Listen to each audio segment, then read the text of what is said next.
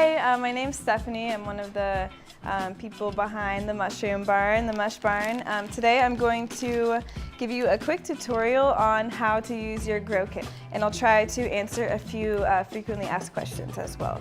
Here's our grow kit. Today we've got a blue oyster, which is an incredible cultivar. It's a really big, aggressive grower, so you should do really well. You can take your tag off the kit or leave it on. It's kind of nice if you take it off because then it doesn't get wet when you mist it if you're gonna cut your kit open right here.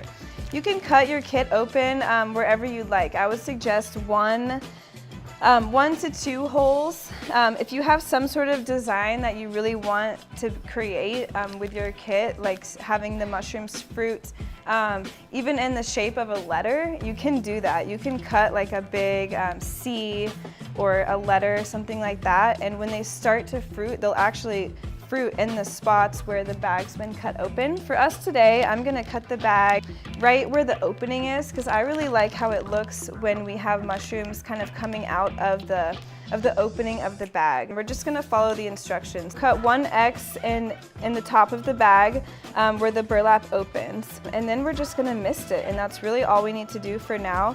When you go to the QR code on the tag, that will take you to a web page with a bunch more details and instructions as well. All of the food the kit needs is in the bag.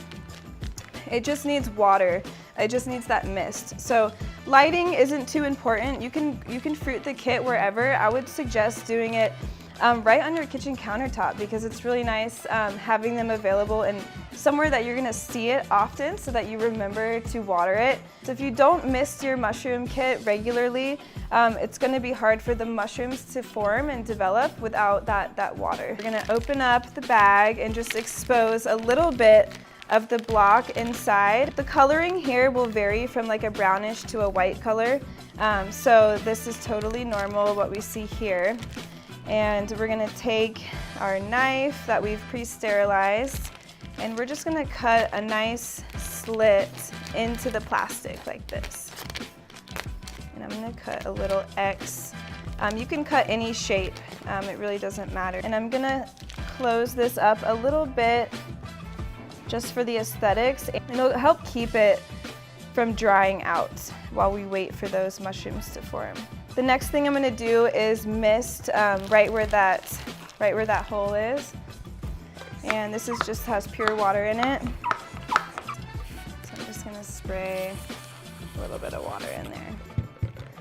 So sometimes we send out kits with a spray bottle. We do carry those in stock in small quantities. So now that that's been misted, I'm just gonna wait until tomorrow and I'll mist it again. So once your mushrooms start to pin, they start to fruit, you'll see those baby mushrooms form. Keep misting them as often and frequently as you can. Just mist multiple times a day and you'll get better results. When they get about to this size, they're ready to go.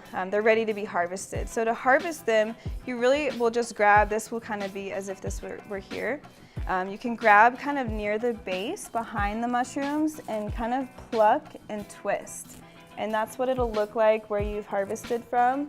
So yeah, just pluck and twist and then you can fry them up. You always want to cook mushrooms. Sometimes people aren't as sure about how to cook them. So for oysters, I would recommend just 10 to 15 minutes, saute, and then another 5 minutes after that you can do olive oil or ghee or whatever you'd like for spices. And lion's mane, same thing. This is what our fresh lion's mane looks like, and the kits will grow, yeah, similar fruit bodies. You can rinse them if you'd like before cooking, and they should store in the fridge fresh for about a week and be fine. But after you've harvested your kit, there's lots of different things you can do with the block. You can fruit the kit again. If you go back in after you've harvested, you can find that hole that you made and just try to put a piece of tape over it. That's gonna help keep the moisture in the block. Any moisture that's still left in the fruiting block or the mushroom kit, that'll help preserve it. Let it rest for a week, and then you can cut another hole on the reverse side, on the top side, or you can take that piece of tape off and fruit it from the same hole. So it's totally up to you. If you want to try, if you did the side fruiting and then you want to try the top fruiting, then definitely do that. Once you're done with that, you can actually compost the block. You can break up the block and spread it out in the garden and kind of cover it with some kind of sheet mulch it into the garden, and it can feed your plants.